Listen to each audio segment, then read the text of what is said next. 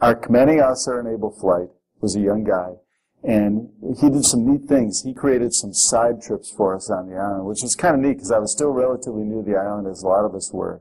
And this gave everybody an opportunity to get out and see some of the sights around the island that maybe we were a little bit shy about getting out, or some of us didn't have cars at that time.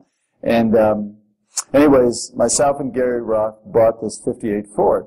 Now, you're talking about an island that's small, towns that are small, and some of the Greek people in some of these villages never saw, I mean, you'd go to some of these villages, but here we are, 6-foot guys with light features coming from the States, and these were small little people living up in the hills. Well, we drove up into the village of Camares, K-A-M-A-R-E-S. We drove up into Camares, and the first night there, the mayor of Camares came out, we put out tables in the main street at night, and there were chickens walking around and all kinds of hubbub. The people were coming out of their houses and everything. And we had a lovely banquet right out on Main Street at the foot of Mount Edie. And, the food was plentiful and the wine was flowing. And we were staying in a hotel that didn't even have electricity. It was a new hotel with sort of the sockets hanging out of the ceiling. It was brilliant. The next day, after that great kickoff, the next day we had hired Greek shepherds to be our guides up into the top of Mount Edie. And these Greek shepherds looked like they were in their 70s. They were all that leather skin, the famous Greek leather skin guys, the little men. And these guys bounded up these rock face inclines up to the top of the mountain like they were in their 20s. And we, who were in our 20s, had trouble keeping up with them.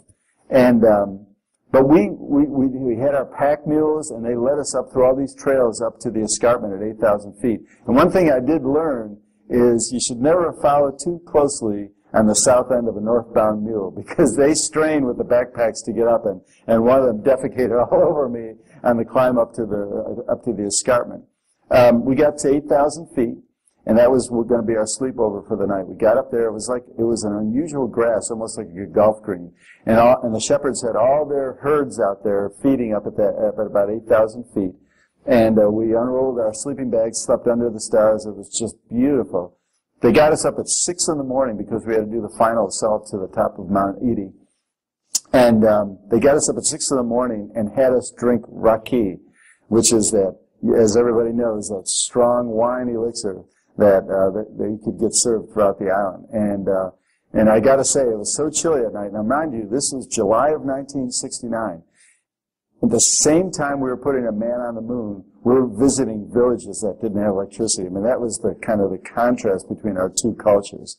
But anyways, we got up that morning, had our raki, and started our journey up the path to the top of Mount Edie. And there we were at 9,000 feet, about the height you travel when you take your prop plane from Athens to Crete. So we got up to there. There's a little stone chapel up there. I'm sure any of you who have traveled up to Mount Edie, you know the view. It's just stunning.